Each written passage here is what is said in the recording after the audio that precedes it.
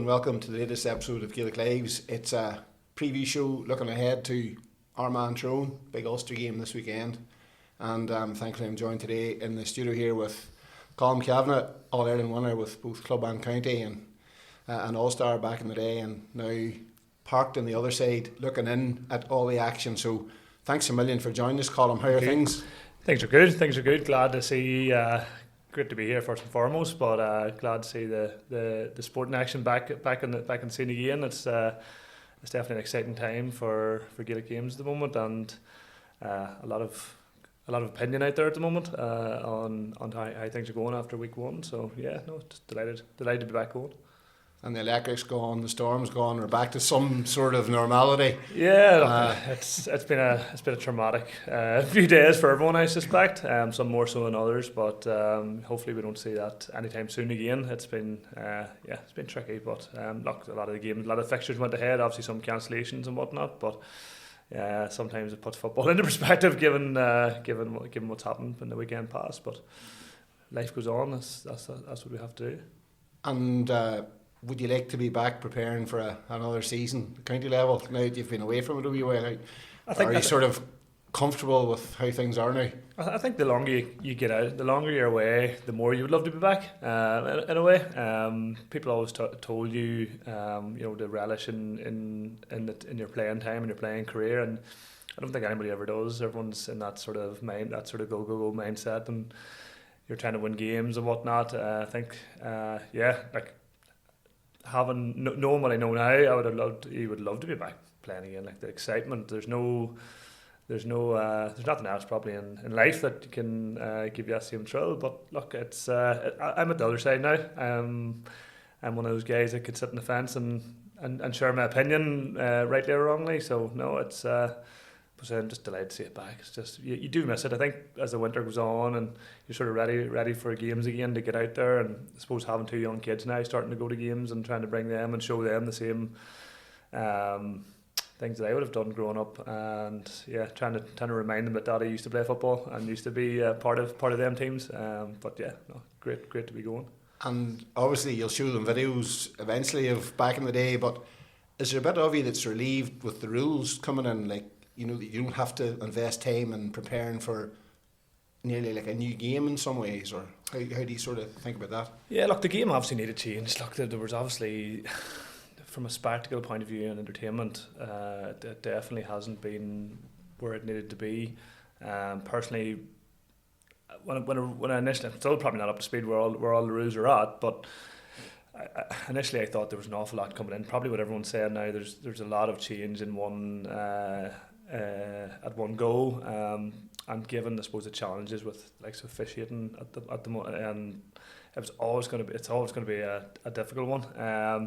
I personally am a bit massive basketball advocate. I would have liked to seen a few rules adapted from that, but it's going to be. I think there's an awful lot of opinion out there at the moment on them, and it's going to be. You have to give it time, and I suppose that they've said that these things can tweak and amend as a league go on. So I would expect revisions to what's happening or what's out there at the moment. But I wouldn't envy any of the lads. I was speaking to numerous players, and they've trained an awful lot at the moment, 30-40 times, and they're still not up to speed with the rules. So like that shows in itself where we're at when you're having lads that are training week in, week out, and are still getting it wrong. So I wouldn't fancy it now.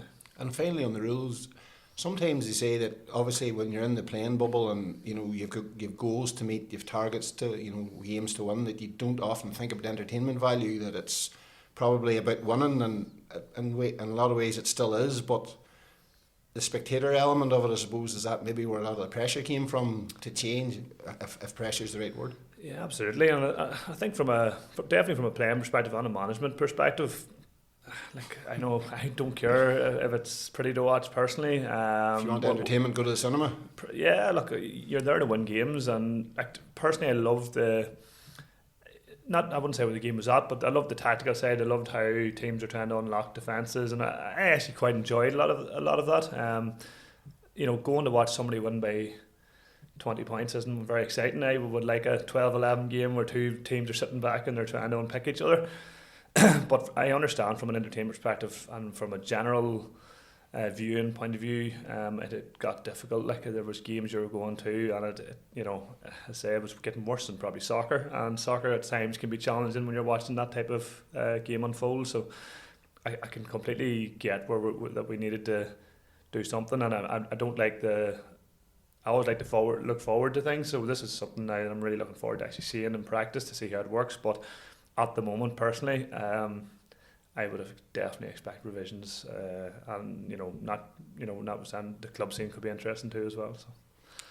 Plenty of chat for another day. We're here to talk about the biggie this weekend, a game that you know a lot about, the whole Tyrone and Armagh thing. But I suppose first of all, Malachy's come in as a new face, and he's got a 1 under his belt in the first game, so a new dawn for Tyrone in so many ways, I suppose. What's the thoughts about what way things are? Yeah, look, I think it was very important for Tyrone to get off to a winning start, and obviously they did, and you know what, looked very, very good, and looked very, very sharp. Look, there's been no doubt that Tyrone the last couple of years have underperformed since the All-Ireland win. There's still a lot of mainstays in that team, with a lot of fresh, exciting faces now involved as well, so there is a lot of optimism there, and I firmly believe, and if they can hit the same heights that they did back in 21 and get back to them levels, they'll be in the mix again. And I suppose just given where the rest of the teams are at as well, I think there's an opportunity here for Tyrone in particular to put a big push on this year. You have to look. You're without the Cannamans and whatnot there at the weekend past, and the forward showing by all accounts was strong. So. You have Mark Bradley back in, you have Roy Brennan back in. And I think the big thing for Tyrone at the moment is integrating obviously the younger lads that are coming into the fold, but also I think getting the more established players back to their best, because since the All Ireland win that hasn't been the case. Like a lot of the guys that were leading the team in that year just weren't probably hitting the same heights that they would have expected of themselves. So I think if you can get that right, Tyrone have hopefully have a fairly long and fruitful year. And like you're chatting there about the forward line, like Matty Donnelly, playing in that role up there was very effective as a focal point the other night. Niall Morgan, Darren McCurry, experienced men. Petey Hart, sensational second half, obviously in Croke Park. So that's the type of, I suppose, top end of experience that you're hoping that'll be that link. Absolutely, and there's loads of legs left in them boys, which is great to see. And like if they're going to be leading the line or and hitting, like I've absolutely no doubt that Malachy will come in there. I don't know the man personally, but I've heard an awful lot of good reports from talking to other players about his management style, and he does find the best way to get out of each individual, and I think that's going to be a key thing. So if he's working on them older lads and getting them back to their best and integrating that youth well, there's loads of talent there. Like there's loads of ability. I genuinely don't believe there's a better forward line probably in Ireland at the moment. When you get all them boys back fully fit, and it's trying to move the pieces around to get them to be the most efficient and the most potent that they can be. So whether that's giving the young lads a start, or whether it's keeping your Matty Donnelly's, Petey Harts and all, that's Malachy's biggest challenge, because I think the talent's there. It's how he can optimise that and how he uses them effectively is going to be his biggest challenge, because there's an awful lot of good names there now. We'll come to Armagh in a moment, but that was one of their things last year, like their bench impact, and like I was about to say that to you, like that is a headache for Malachy, but it's a good one. It's one you would want, I would imagine. No, absolutely.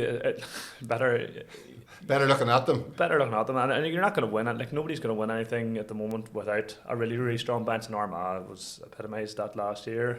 So I think it's a real headache when you look at it. Like when you look at who do you play, who do you start, who do you bring on, and you only have to look back to 21 where like some McShane and stuff was coming in, and that they had it right there. So. It's trying to get that mix right for every day, and I have no doubt that if they do that and get that right, they're going to be there and thereabouts. So it's obviously very, very exciting. And from the point of view of the position you had played, like you were dropping in behind midfield and sort of organising things in there, with Niall Morgan in that role, when you were playing, now he's actually pinging passes now. How important is that? And I'm not even talking about the 12th man up situation here, I'm just chatting about general footballing ability. Like the passes he picked for the goals, it's bound to be a great addition for Tyrone.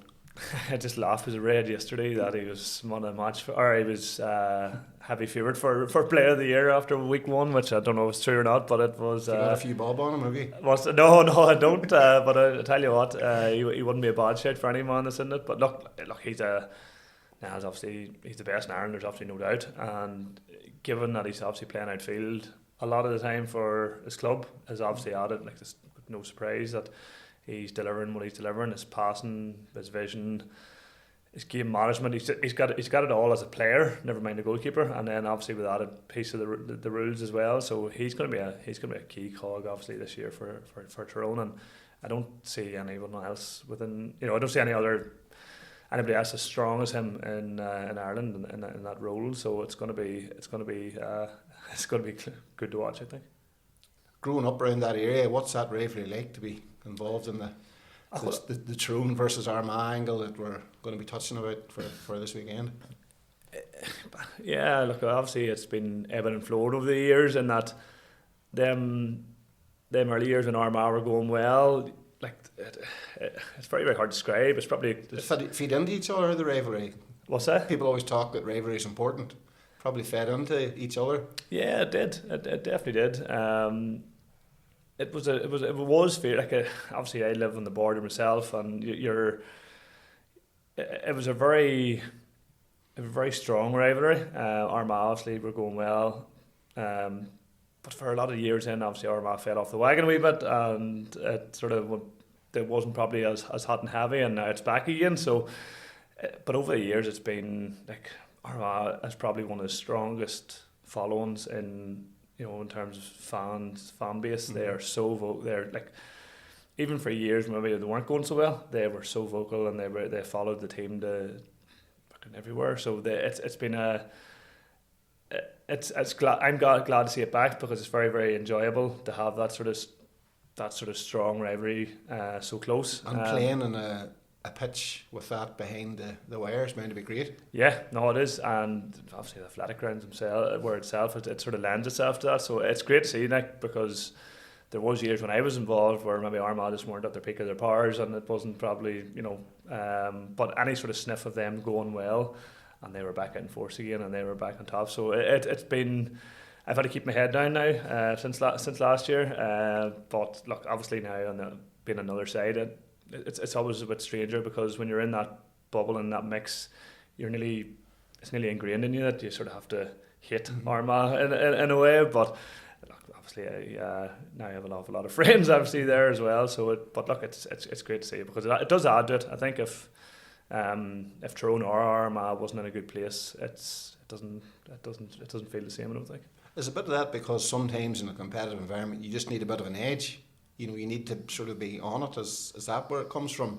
Not just in that rivalry, just rivalry in general. Yeah, look, I think if one team's too far ahead, and it doesn't really add very much. It brings it down a wee bit. So no, like having two teams and two fan bases going well and going at it together, I think that's what it's all about. So I think now we're throwing Armagh now, it's going to be this. Obviously, looking forward to this weekend. It's going to be very, very tasty, and it's going to be I'd imagine a fairly large crowd there, and yeah, it'll be interesting in terms of I don't know if they do the Guard of Honours and whatnot anymore. I think there was issues around that before, and potentially in the past.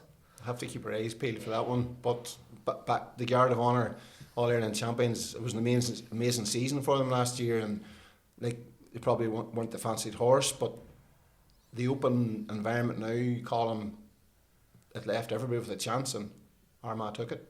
Yeah, look, and they have been knocking around for a few years. Like they hadn't lost. I can't remember the exact stat. They hadn't lost in penalties. Take the penalties out of it. Like so, I have friends in around that in round the Moy saying to me for years, like this team's coming, and we used to keep going. Nah, they keep battling it, like they're never gonna get anywhere. So look, they have really paved the way for other teams, I think, because they weren't fancied last year.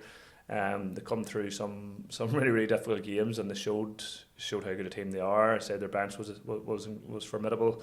So it has sort of, I'd say anyone else looking in, anyone that was on that sort of periphery for the last couple of years and within the top 4, 5, 6, whatever, are now going, look, we have an opportunity. And I think that's where the landscape's at the moment. I think there is, Dublin's obviously lost a few guys as well. I think read yesterday that Fenton, Mannion and McCarthy probably aren't going to be featuring by the looks of it. So look, McCarthy as well. So look, there's definitely opportunity there for teams that are thinking, we can put a big push on this year. Whilst there was an awful lot of years where that wasn't the case. So I know I say Armagh showed everyone last year that with I always say you need a wee bit of luck to win something, but with the right setup and the right base there, that anything's possible. Like. So yeah, it's going to be fun. And like, even from a Tyrone perspective, I'm thinking the same for Tyrone. I'm sort of going like we have new managers in, some fresh faces. We can certainly. It's a bit early to be saying, obviously, but that's what you keep hope for every year. So there's definitely optimism there. And before we go into the game, the retaining the All-Ireland is very difficult, like unless you're Dublin where you're sort of steamrolling everybody. But is that it's obviously a very difficult challenge for Armagh, but why is that? Is it just the fact that you've got a target on your back, or is it because that you've sort of invested everything into winning the biggest prize there is, that maybe the hunger doesn't be there in a lot of cases, in all teams? But is that where Armagh are now? Yeah, look, it's difficult. Like, it's very, you never think that you're going to take the foot off the pedal. And I know personally that Armagh have got back as early as they could, and Kieran's trying to keep them grounded, and they're obviously trying to get themselves back up and going. But if you look to the past for a lot of teams, it's no matter what managers and guys have done, the year after is always going to be a challenge. It's always going to be a challenge. So I anticipate that to be the same for Armagh this year. But I do think that McGuinness is definitely a man that if he can get them guys back on their feet on the floor again, and which I think they have, that they can get back up to them levels. And again, I wouldn't read too much into where they're at now. I think they probably more than anyone else are probably looking. You obviously want to have a good league campaign, but ultimately, when you're looking at a season, when are you going to be peaking? And that, I think Kieran will have something. It's not going to be in the next couple of weeks. It's going to be hopefully down the line, and I know that's a bit of a risk in a way, but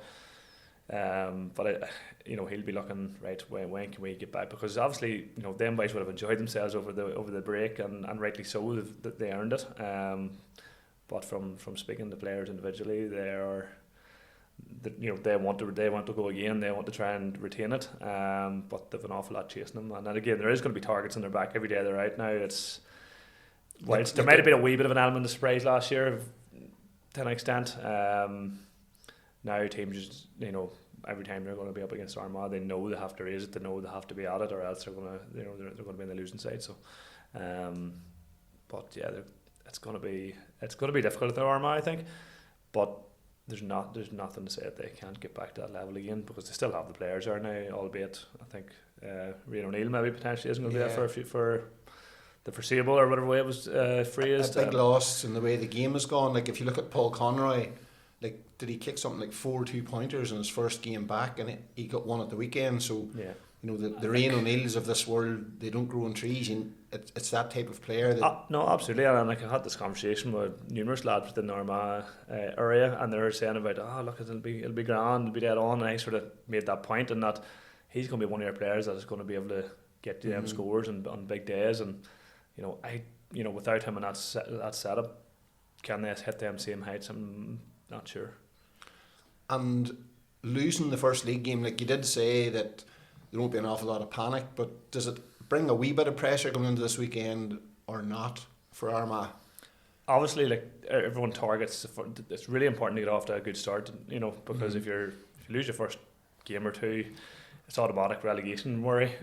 So you're looking over your shoulder a wee bit, maybe. Absolutely. I've been on that side numerous times with Tyrone in the years where you win your first two and everything's good and you're looking towards the top and we're going to put a push on to win this thing. And ultimately, if you stand back and look at it, from an Armagh perspective especially, I think they'll be looking for what's coming down the line later on in the year, because whilst the league football obviously is normally a good enough indicator of where you're at, still early days in the season. I know it's a short season, but for every week it ticks over and you're getting back into it. And ultimately this year with the rules, that's going to be that's obviously an added piece where whoever can make the most out of the rules and really get to grips with them, and they're going to be in a really good place, I think, to win games.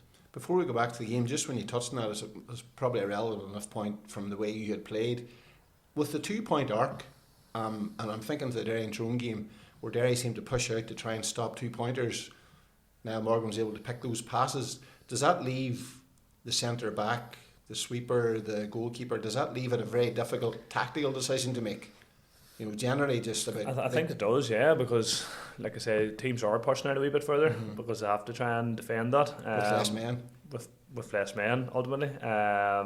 So, yeah, there's definitely that added piece there of how far do you go out. And you're probably looking at, Niall Morgan is an example of a brilliant kicker of a ball. Is not everybody going to be able to deliver them passes the way he can, so...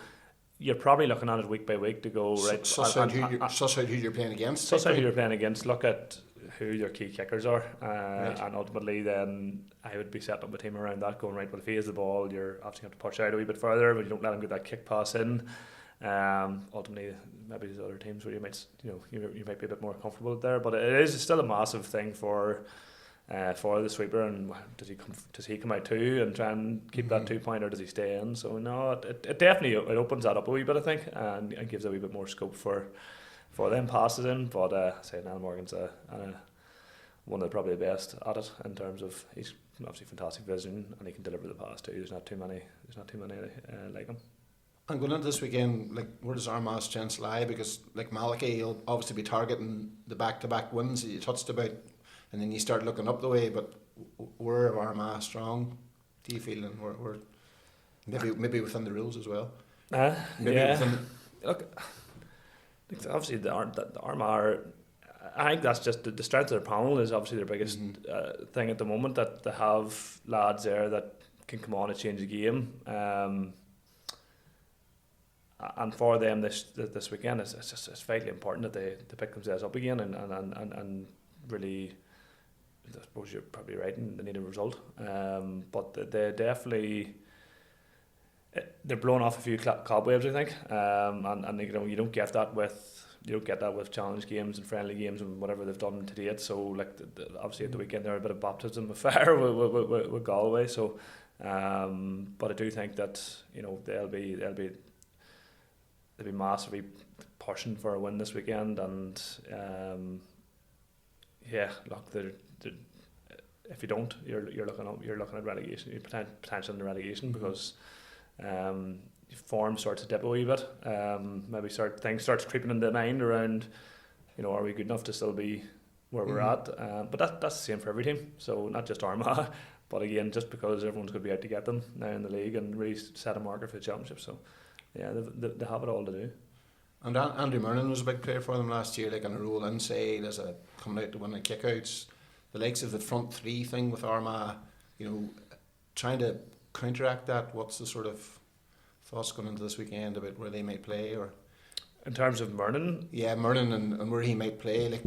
Does he rotate as being part of the three inside or out? Is that the concentration level in defence for that? Yeah, he's obviously a really good strong ball winner, so you'd be looking to keep him in probably, and really play to his strengths. Obviously very mobile as well if you want to take them out. But when you have strong ball winners in there, you want that. Obviously, your natural thing is to take a step back off and really try and cover them in. But as you say, now with a 2-point arc, you're running that risk. So it's going to be you have to really be fairly careful on what you're doing. But Armagh obviously have good ball winners in there, so that's going to be an interesting one. On our Monday podcast, we were chatting about Ethan Rafferty coming on as a sub, and I think it was because they had a man sent off and they were trying to, they were obviously a man short. So the Ethan Rafferty thing, you know, is it a potential he could be an outfield player? I know you're not Kieran McGinney, but with the long range kicking, is that where they need to maybe use him or could use him, or does it come back to the goalkeeper role? How do you use him in Blaine Hughes? Because I think Blaine Hughes was out more on the weekend than he was all of last year. And he's probably not as comfortable as Ethan. Like Ethan's obviously again a bit like Niall, and he's an outfield player and has played outfield for a lot of years. So I always thought that was going to be a tricky one for McGinney to handle probably this year. And you know, obviously Blaine Hughes was excellent last year, All-Ireland winning goalkeeper, and was probably unlucky not to get an All-Star probably last year as well. When you're a goalkeeper, if you don't make many mistakes, it's very difficult to make a case for you not to be back. So no, completely. So but then obviously with as you say, with the rules and all, it obviously from that point of view, you would think that Ethan's going to get the nod as the weeks go on, but it's so difficult now, as you say, because who'd be a manager? What's that? Who would be a manager? Yeah. So he, but I think to maximise that, bit like Niall Morgan would throw, to maximise that, you would be looking at probably looking at Ethan to come back in at some point. But you know, Blaine hasn't done anything wrong. He's been very, very good. He's been acting effectively. So he could, as the weeks go on, come victim of just the way the rules are, and what you obviously look at how do we maximise our team, and again back to the point of who can not nearly exploit the rule, but you know, obviously Ethan probably stands a better chance in my eyes. Who do you think will win the weekend? I fancy Tyrone again. I do. I just think they'll have the hunger back. Or they should have the hunger back. There's obviously a massive rivalry. It's definitely going to be a fiery one. I think you know, Tyrone are going to go and bring a bit of hunger and desire and really a bit of bite. And was it feisty one the last time with Athletic Grounds? No, there was. There was. So it's I don't think it's going to be any different. I think it's going to be very, very. It's going to be a very, very fiery game, but I do think Tyrone they'll have firepower just based on what the weekend past.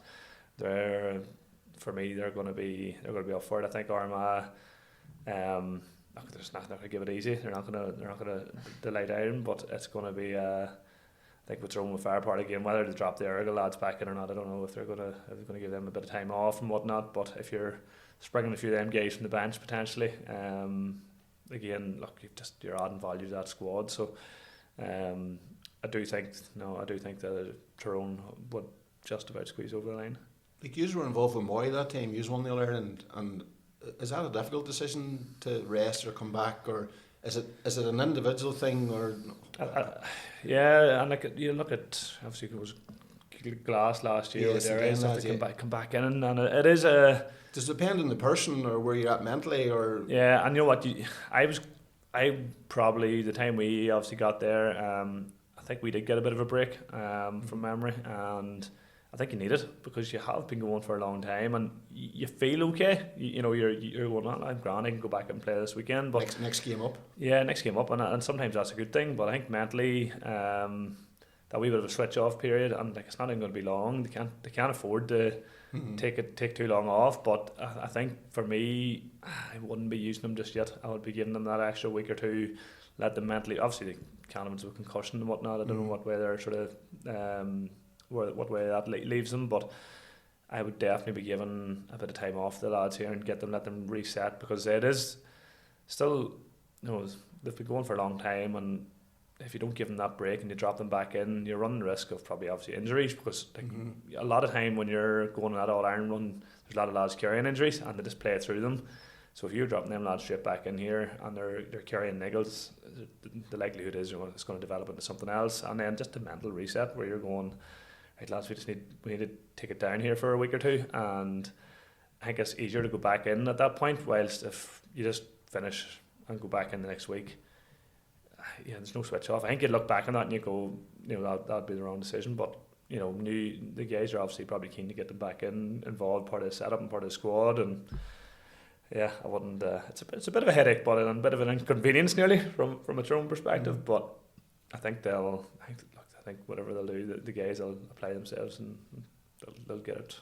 They'll get it right. And then I suppose because Tyrone won, it automatically creates competition for places. So you know, the guys who are playing now know that there's a few guys going to be knocking the door, so it's a good thing. It's a good thing with competition point of view, but it nearly leaves Malachy's decision a wee bit easier, in that if they had lost, there'd been a bit of panic around, and you'd have been going, right, we need to get Darren, Rain, all these guys back in, Joe Goose, get them back in here as quickly as possible.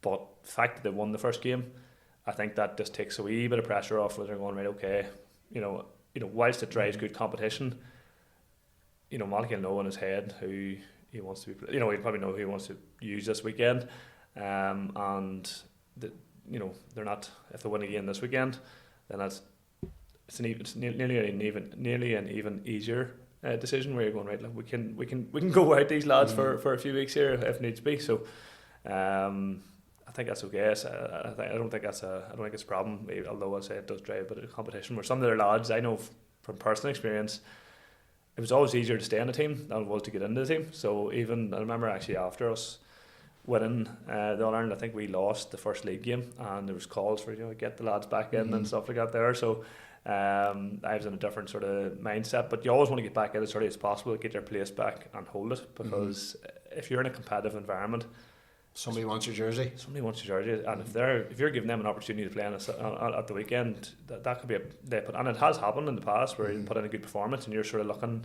even though you're probably been playing for the last 3, 4, 5 years, you're going, this lad's flying here. You know, obviously the manager can't drop him, so I'm gonna have a bit of a period on the bench here before I get my place back, if at all. So, well, that would be my mindset anyway. So that's it. A lot of lads are no different. And it was obviously a Tyrone and Armagh focus in today's pub, but very quickly to sum up, Derry, they host Kerry this weekend, and the Dubs are coming to Donegal, who haven't played yet, so a couple of exciting games there as well. Derry obviously will be looking for a victory, and Donegal are coming for their first game, so Division 1 is a brilliant place in terms of competitive environment. Yeah, look, maybe more so than ever. Very, very strong there at the moment, and I say, because of the landscape not being or there's not a clear front runner, I don't believe, at the moment, and you know, in the All-Ireland series front runner, you mean? Yeah. On All-Ireland series, it's not as I always refer back to, you obviously looking at Dublin for years, they're a clear front runner, they're going to be the strongest when they're going to come. At the moment, it's a bit of shadow boxing for everyone, of, you know, who's going to come out of the mix. And you know, obviously from a Derry perspective, after losing at the weekend, there's a bit of pressure there right away, again, losing that first game, and you know, they'll be looking to try and get off and set a marker down and to get back to winning ways too. So well, obviously Donegal with Murphy coming, you know, the lads back, so it's going to be, there's definitely a lot of excitement around at the moment, and there's going to be a lot of good games here, I think, coming up in the next few weeks. And they're obviously, this weekend is probably the pick of them. Would you put them in goals, Murphy? Possibly, but again, you love that question, I suppose. Yeah, look, it would be. I'd love to play goals back in the day. But yeah, look, it could, obviously there's a lot of sound bites around that, but and we don't even know if there's anything in it. But there may not be anything in it, and again, just for a game of patting and stuff, been so good as well. So it's a head scratcher. But again, would you have any problems dropping them up on one of, you know, dropping them up on the edge of the square and you know, keeping them up there? And I suppose given where his age profile is, and again, I don't know how fit he is back, you know, fitness levels and whatnot, so I definitely wouldn't want to be marking him in there in the front line, because that was obviously always, in my eyes, his strongest attributes, and he would have scared the life out of a lot of Tyrone teams in the past up there. Once you got him out around the pit middle, and you know, you sort of knew you were in a better place. So yeah, there'd be a lot of interesting tactical takes now over this weekend. No, that's excellent. But as you say, the rivalry is important, and the fact that Division 1 is so competitive. So loads and loads to look forward to that we'll be following on. Colm, thanks a million for your time, for coming in and chatting a bit of ball and trying to let us in on what that rivalry is like. So I'm sure you'll be looking forward to the weekend, and your Tyrone hat will be firmly on. I'll hopefully be at the game and have my Tyrone stuff on. I'll have to keep my head down maybe in the stands too. So yeah, hopefully all go to plan. Thanks a million, and folks, you can tune in again on Monday. We'll be looking back at all the games involving the Ulster teams in a review show, and you can follow us on Spotify and YouTube. Once again, thanks a million for coming in. No worries. Cheers.